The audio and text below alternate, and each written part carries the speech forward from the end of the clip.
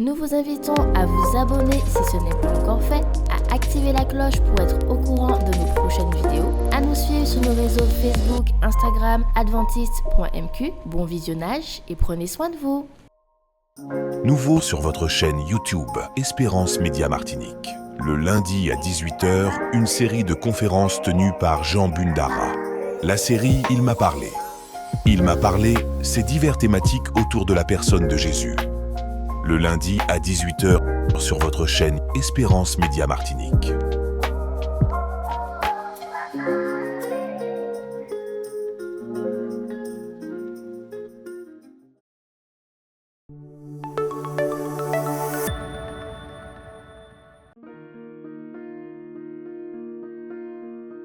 Vous avez besoin d'aide. Vous souhaitez vous entretenir avec un pasteur, un psychologue, un conseiller en relations d'aide.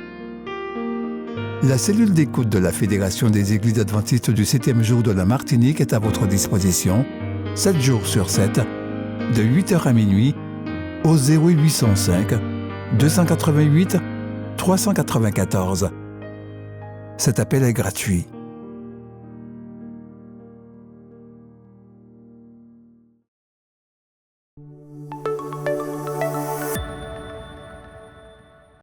Bien que le premier commandement dise « Tu n'auras pas d'autre Dieu devant moi » Exode 20, verset 3, comment ces autres faux dieux peuvent-ils s'introduire dans notre vie ? Tout ce qui concerne notre vie, mais qui n'est pas entièrement abandonné entre les mains de Dieu, peut devenir un faux dieu. Les Grecs et les Romains le savaient très bien. Pour eux, tout pouvait devenir un dieu. Par exemple, ils avaient créé Héphaïstos, le dieu du travail, Mammon, le dieu de l'argent, Hyméros, le dieu du sexe, etc., etc. Nous devons admettre que, en tant qu'être humain, nous sommes enclins à nous adonner à d'autres dieux. Par exemple, travailler est une bénédiction. Mais lorsque notre travail devient notre priorité absolue, il devient dans notre vie comme le dieu Héphaïstos. La sexualité a été créée par Dieu avant l'apparition du péché comme un idéal pour le bien de l'humanité. Mais lorsque les humains ont échoué à suivre le plan institué par Dieu et ont suivi plutôt leurs propres inclinaisons, leur sexualité est devenue un faux dieu comme Hyméros. Tout faux dieu à qui nous permettons d'exister devant Dieu, c'est-à-dire à sa place ou en donnant sa priorité au faux dieu au lieu du vrai Dieu, détruira notre spiritualité. Dans Romains 1, verset 25, Paul nous dit que, en suivant leurs propres inclinaisons, certains remplacent le culte du seul vrai créateur par le culte de la créature et parfois par le culte de leur propre personne. Paul prétend que cette sorte de culte repose sur un mensonge qui ne rendra jamais vraiment heureux un être humain. Il appelle folie cette sorte de mentalité dans Romains 1, verset 22. C'est vraiment une folie de chercher le véritable bonheur dans des choses, en nous-mêmes ou en d'autres personnes. Seul un fou cherche la paix tout en cherchant la réalisation de soi-même ou une addiction. On ne peut trouver aucun bonheur en se contentant d'accumuler ou de dépenser des ressources financières. Ce n'est qu'en Dieu que nous sommes pleinement heureux. Au fait, l'un des faux dieux les plus destructeurs est le dieu de la convoitise et la recherche débridée de l'argent. C'est pourquoi Jésus a dit « Aucun serviteur ne peut servir deux maîtres. Car ou il s'attachera au premier et méprisera le second. Vous ne pouvez pas servir Dieu et l'argent. » Dans Luc 16, verset 13. Ici, Jésus appelle l'argent Mammon, qui était le dieu de l'argent. La fidélité et la générosité sont deux manières voulues de Dieu pour nous débarrasser de la convoitise. Lorsque nous apportons fidèlement à Dieu 10% de nos revenus sous forme de dîmes et décidons d'un autre pourcentage pour les offrandes régulières, nous permettons à Dieu d'extirper de notre vie le faux dieu de la convoitise qui essaye de nous dominer. Y a-t-il un faux dieu qui essaye de dominer un aspect de votre vie en apportant vos dîmes?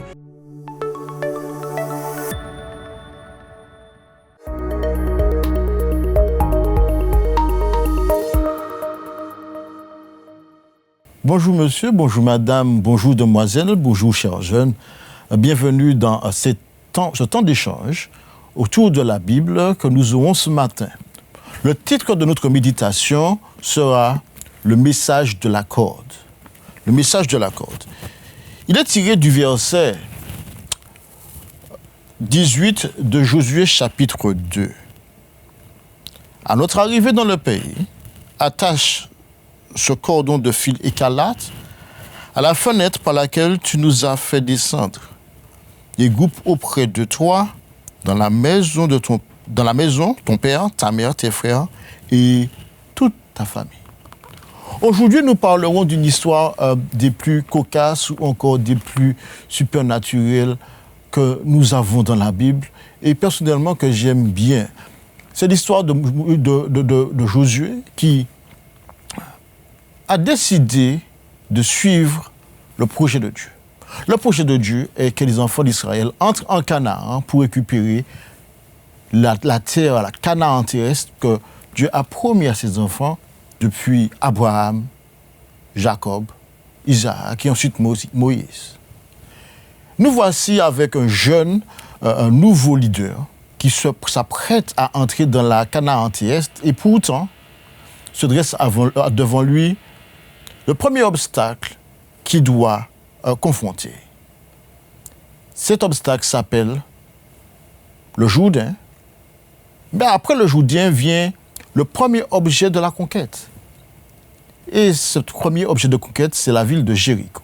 Alors, la ville de Jéricho est particulière parce que pour ceux qui vivent de nos jours, nous pourrions imaginer que c'est le fort Saint-Louis, d'accord, qui fait le tour d'une ville et qui est renforcé contre toute attaque. En effet, les plus anciennes traces d'habitation ont été retrouvées près des sources d'Enes Sultan.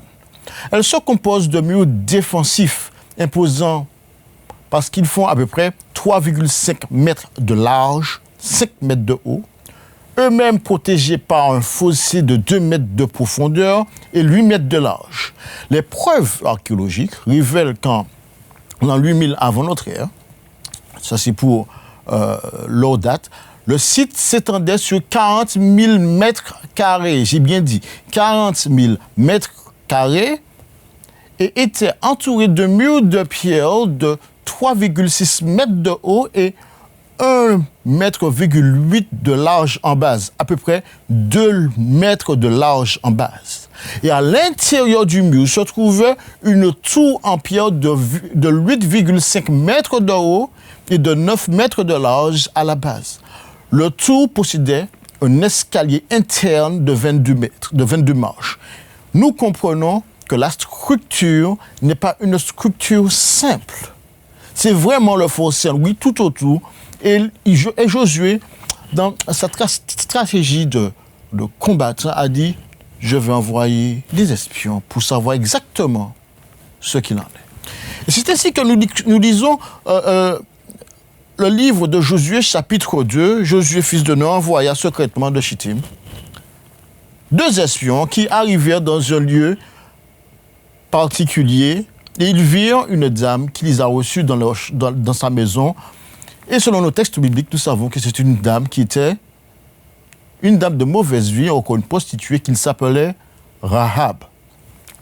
La séquence biblique nous dit que les espions furent récupérés par Rahab et elle les cacha sous le toit. Tandis que les serviteurs du roi vont venir, elle va dire aux serviteurs du roi, « J'ai pas vu ces hommes, peut-être qu'ils sont partis. » Mais la particularité de ce moment est lorsque Rahab, cette prostituée, cette dame de mauvaise vie, exprime sa foi d'abord par des actions. La Bible nous dit, la femme les emmena les 2 hommes et les cacha. Elle n'a pas encore parlé, elle ne s'est pas encore exprimée, mais par ses actions, il y a quelque chose qui se dégage. Ensuite, elle réussit à couvrir leur pas et donne des mauvaises informations aux émissaires du roi. Et ensuite, elle exprime sa foi en disant, au verset 9, « L'Éternel, je le reconnais, vous a donné ce pays. La terreur que vous inspirez s'est abattue sur nous, et tous les habitants de ce pays défaillent devant vous. Car nous avons appris que l'Éternel a mis à sec devant vous les eaux de la mer des Jonques, lors de votre sortie d'Égypte, comment vous avez traité les deux Amoréens qui régnaient entre Cisjordanie, Sion et Og, que vous avez voué à l'interdit. Nous l'avons appris. Nous l'avons appris. Et nous avons perdu courage. Et tous nos esprits sont abattus à votre aspect, car c'est Dieu, votre Dieu, qui est Dieu en haut dans les cieux et en bas sur la terre. Qui le dit, qui l'eût cru? Les hommes de Josué sont venus chercher un point faible dans la cité ou voir comment elle est construite pour savoir comment ils vont s'y introduire. Et ils se retrouvent confrontés à une personne spirituelle, à une parole de foi, à une parole qui va exactement au-delà de leurs pensées. Je ne sais pas si ça vous est déjà arrivé, que vous vous attendiez à de l'argent et puis que finalement c'est une parole qui vient. Ça me rappelle un prédicateur qui disait qu'il s'attendait à une lettre qui venait de sa mère et il croyait que dans cette lettre il y avait de l'argent. Et il remarqua que la lettre était plutôt plate. Donc il ouvrit la lettre. Et il y avait un petit feuillet avec une phrase qui venait de Jérémie. Et qui lui disait, l'Éternel a fait pour toi des plans de paix et non de malheur. Il s'est dit, mais je m'attendais à de l'argent. Mais au lieu d'avoir de l'argent, j'ai une promesse de l'Éternel. On se retrouve avec la parole de Dieu qui est déjà mise en œuvre dans le cœur d'une femme pour renforcer le cœur de ses enfants qui ont du mal à comprendre la logique de Dieu. Tous ces faits étaient connus des enfants de Jéricho, dont un bon nombre partageaient la conviction de Rahab, sans vouloir comme elle s'y conformer, ni convenir que le Dieu d'Israël est le Dieu du ciel et de la terre. En réalité, ils le savaient tous. Le seul Rahab a décidé de présenter sa foi et de faire confiance à l'Éternel. Donc, il y aura un contrat tacite qui sera passé entre Rahab et cette dame et ces hommes. Et voilà ce que Rahab dit. Je vous fais remarquer que les hommes n'ont pas encore répondu jusqu'ici. Elle est si certaine de la réussite du plan de Dieu que la pécheresse, cette prostituée, avant que les hommes ne parlent, leur font jurer. Verset 12. Et maintenant, faites-moi donc un serment par l'Éternel. Comme j'ai usé de loyauté envers vous, vous aussi, vous useriez de loyauté envers ma famille. Vous me donnerez un signe qui soit certain.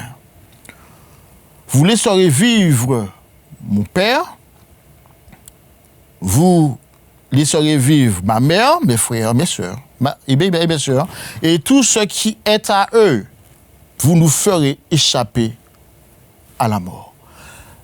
Elle a parlé et les hommes maintenant répondent, nous sommes prêts à mourir pourvu que tu ne divulgues pas cet engagement. Et voici le premier contrat tacite. Ensuite, il y aura un deuxième contrat qui va se passer entre les hommes de Josué et Rahab. Au verset 18 du chapitre 2, voilà ce que ces hommes vont dire. J'imagine que dans leur tête, ces hommes ont dû dire qu'est-ce qu'on va lui donner, quelle garantie. Et l'Éternel, et cette dame, en leur permettant de s'échapper par le fil rouge de fil cramoisi, leur donne une idée. Et voilà ce qu'ils vont dire. Allons entrer dans le pays, attache ce cordon de fil cramoisi à la fenêtre par laquelle tu nous fais descendre. Et recueille auprès de toi, dans la maison de ton père, dans ta maison, ton père, ta mère, tes frères, et toute la famille de ton père. D'accord, il n'y a pas de problème. Vu du point de vue de Rahab, j'imagine que le temps de la réalisation du projet fut un peu long. Faisons le décompte. Selon les instructions de Rahab, il passe 3 jours dans les montagnes. Ensuite, le 4e jour, ils arrivent auprès de Josué et les hommes disent à Josué, voilà le rapport que nous avons de la ville. Ils ne viennent pas avec un rapport concernant les murs qui sont forts, ils ne viennent pas avec un rapport concernant la population, ils viennent avec un rapport concernant la parole de Dieu qui a été adressée par Rahab.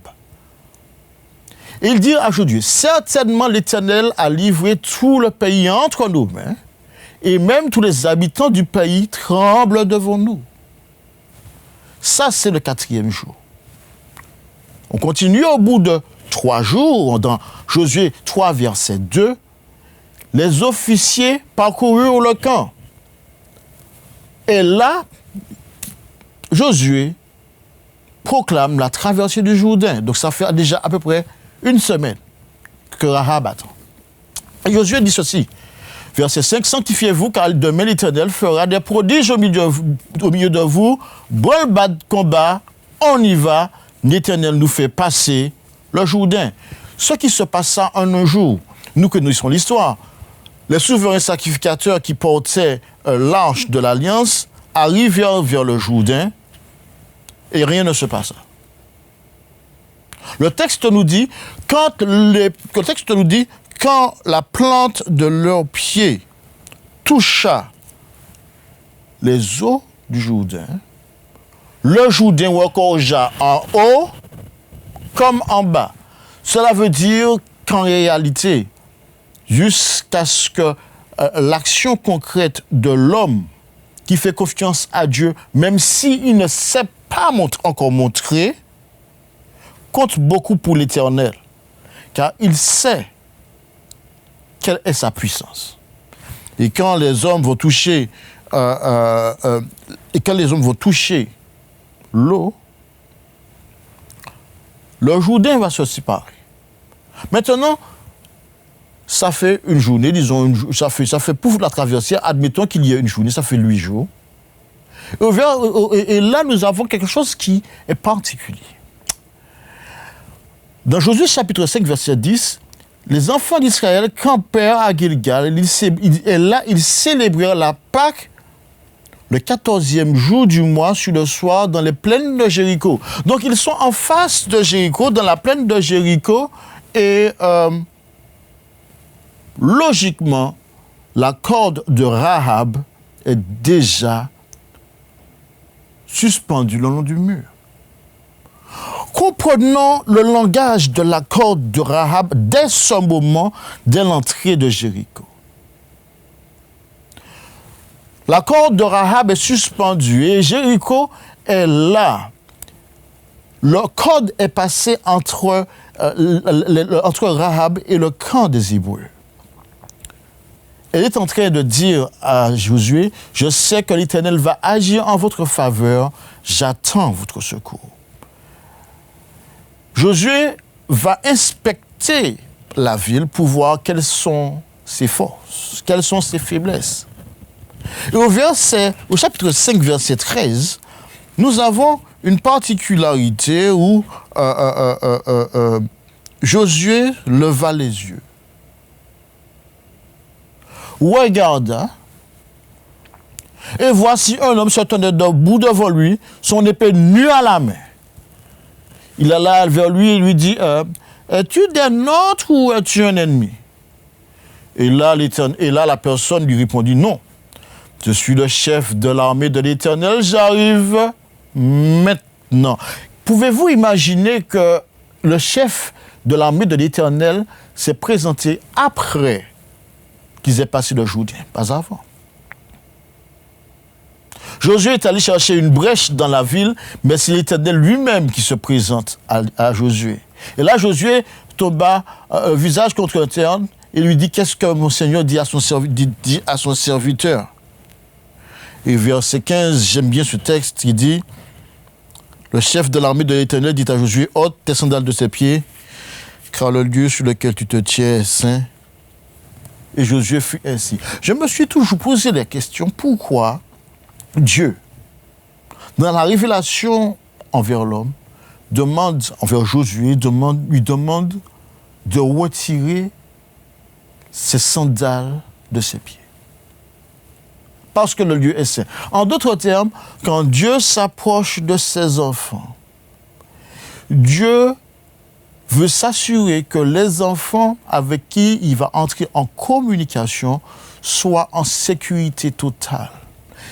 Il veut leur faire comprendre et les aider à savoir que là où Dieu se trouve, il n'y a pas de danger. Car Dieu sécurise le périmètre. Dieu n'a pas besoin d'armée. Sa présence seulement détruit toutes sortes de cafards ou toutes sortes de bactéries ou toutes sortes d'ennemis. Aucun ennemi, aucune blessure, aucun danger ne peut toucher l'enfant de Dieu qui est en la présence de l'Éternel. Car l'Éternel te dit, c'est saint. Tu peux mettre tes pieds par terre, nous pouvons discuter parce que tu n'as aucun souci à te faire. Et c'est important pour nous de prendre cette notion à cœur. La sainteté de Dieu ne consiste pas seulement dans sa façon de réprouver le péché, mais la sainteté de Dieu consiste dans la parfaite sécurité qu'il offre à ses enfants quand ils entrent en contact avec lui afin d'accomplir un projet. Et là, l'Éternel va donner les détails de la bataille à Josué. Dans Josué chapitre 6, verset 2, l'Éternel dit à Josué, « Vois, je livre entre tes mains Jéricho et son roi, et ses vaillants soldats. Faites le tour de la ville, vous tous hommes de guerre, faites une fois le tour de la ville, et tu feras ainsi pendant 6 jours. » Donc imaginons Rahab du haut de son balcon, qui est en train de regarder le peuple de Dieu, qui est en train de perdre du temps en fait. Alors, ils ont célébré la Pâque. Que je sache, si je ne m'abuse, je me suis un petit peu trompé, verset 2, Dieu va dire à Josué, fais-toi des couteaux de pierre pour la circoncision du peuple d'Israël. D'accord? Alors, il y a les espions qui ont pris à peu près 4 jours. Ensuite, nous avons la traversée. Un autre jour, 3 jours de préparation, plus la circoncision. Un acte de circoncision, en gros, il fallait 8 jours de guérison pour que tout soit kératinisé. En d'autres termes, il fallait qu'une espèce de petite croûte se fasse de sorte que l'organe soit protégé, de sorte qu'il soit habitué à leur nouveau mode de vie sans le prépuce.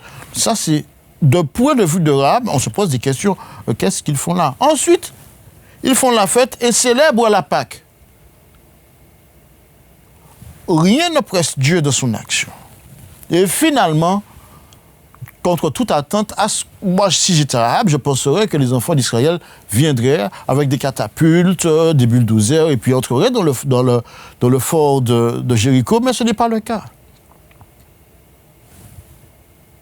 Ils viennent et font le tour de la ville une fois par jour. Mine de rien, le message de la corde est bien présent. Chaque fois qu'ils font le tour de la ville, les enfants d'Israël remarquent ce fil rouge. Ils remarquent le message que Rahab leur envoie par cette corde. En d'autres termes, par cette corde, Rahab leur dit: je fais confiance à votre Dieu et je suis sûr que vous aurez la victoire, même si vous ne voyez pas comment. Et mon message aujourd'hui est pour ceux qui, en ce moment, ont l'impression que le défi qui est devant eux est de taille et qu'il n'y a pas d'issue.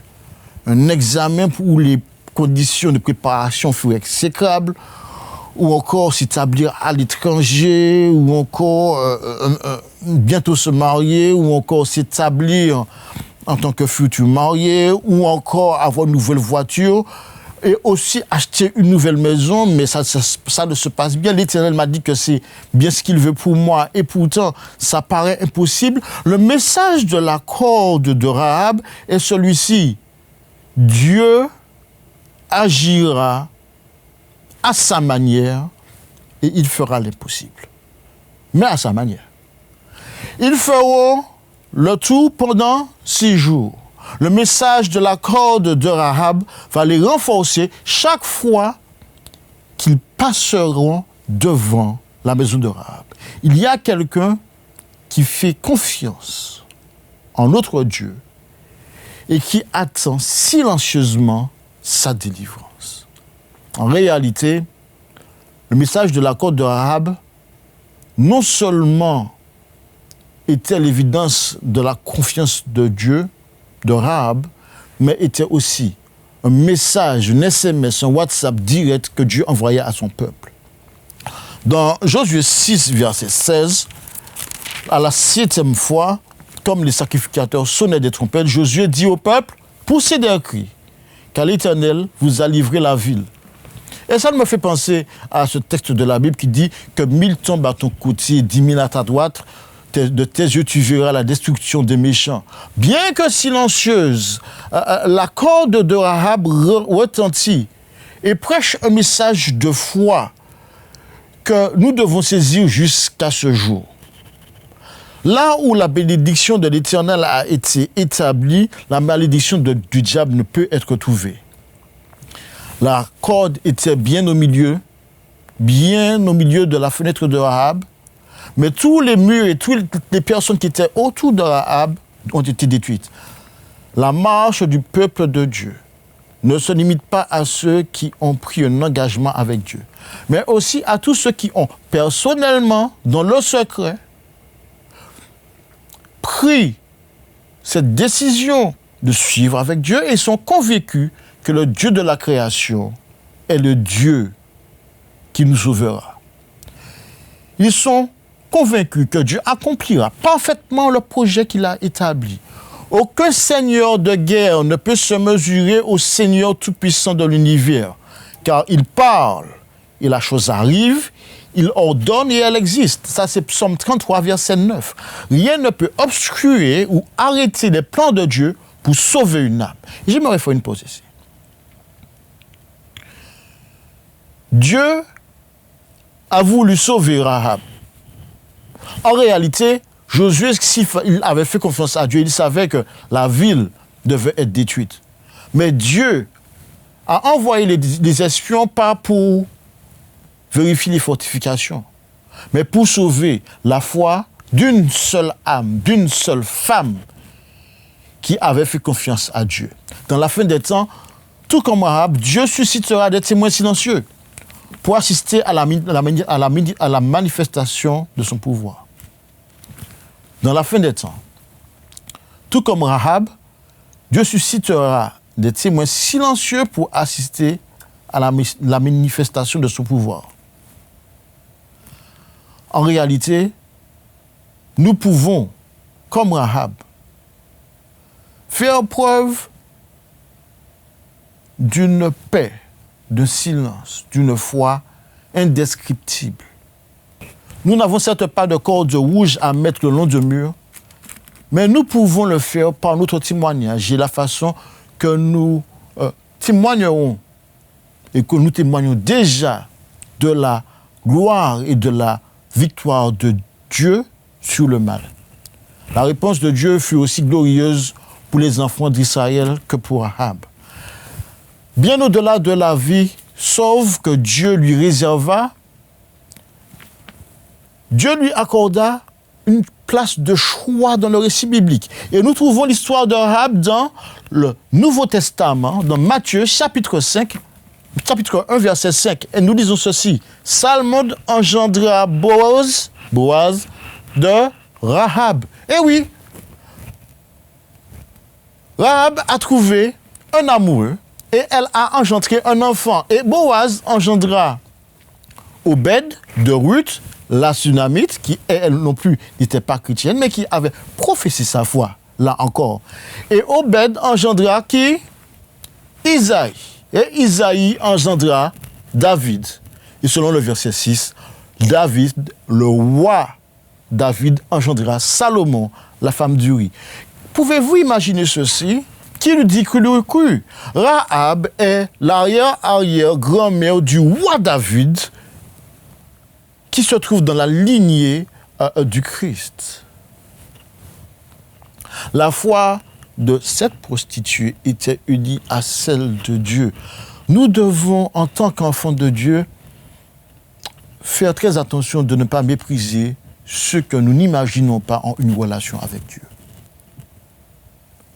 Madame, monsieur, toi qui me regardes dans ton fauteuil ou qui m'écoute dans ta voiture, ou toi qui voudrais commettre l'irréparable, sache que la corde de Rahab parle toujours. Et que le message de Dieu est pour toi.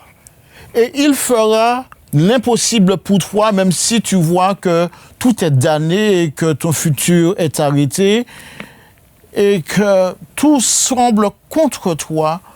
Mais si tu fais confiance à l'Éternel comme Rahab, la corde te dit qu'il pourvoira sûrement à tes besoins et bien au-delà. Et il te donnera une histoire à raconter comme celle de Rahab.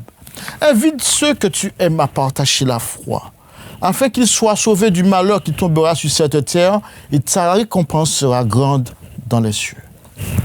Autant le parfum de Marie se répand toujours,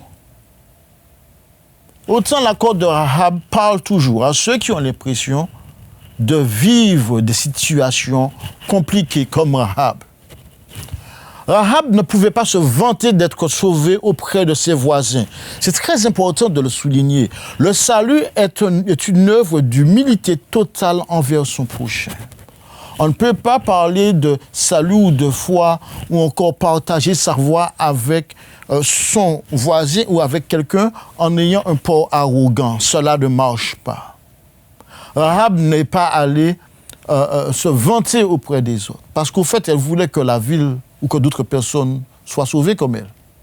Mais elle a partagé, elle a évangélisé ceux qui étaient autour d'elle, et lisez le texte bien, et tous ceux qui appartenaient aux gens de sa maison. C'est une invitation sincère envers ceux qui nous sont chers. Et ma prière aujourd'hui est la suivante. Je vous demande de fermer les yeux.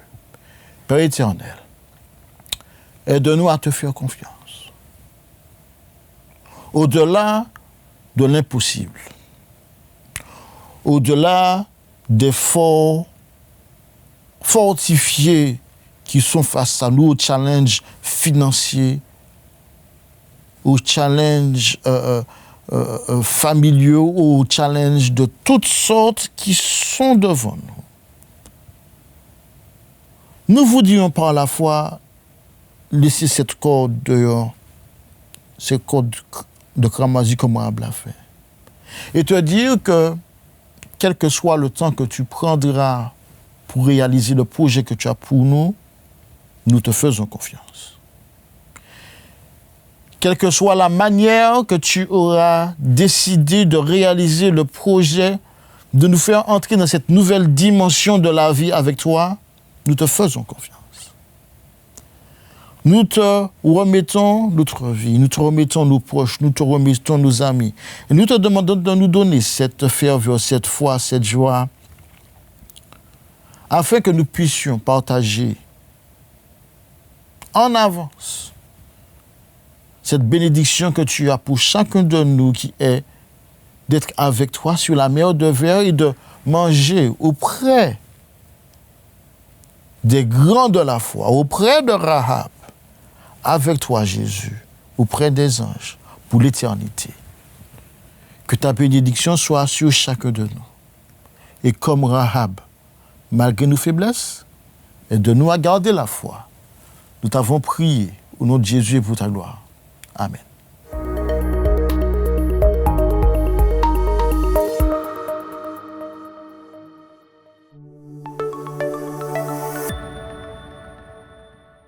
Nouveau sur votre chaîne YouTube Espérance Média Martinique. Le lundi à 18h, une série de conférences tenues par Jean Bundara. La série « Il m'a parlé ». Il m'a parlé, c'est divers thématiques autour de la personne de Jésus.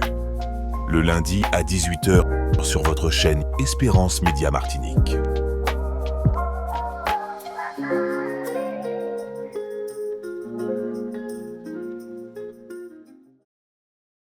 Faites l'expérience Espérance Média. Vibrez, écoutez et regardez votre radio Espérance FM en direct. les podcasts de vos émissions préférées, les worship moments, tout à portée de main en un clic. Téléchargez dès maintenant l'application Espérance Média, disponible sous les plateformes de téléchargement Apple Store et Google Play.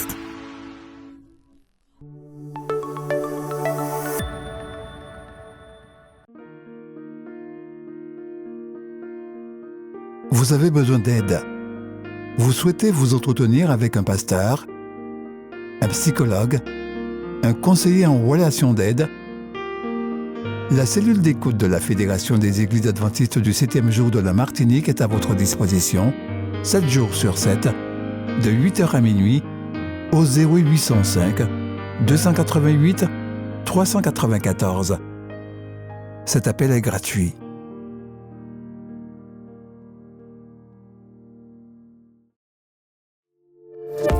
N'oubliez pas de vous abonner si ce n'est pas encore fait, de liker et de partager avec vos amis si cela vous a plu.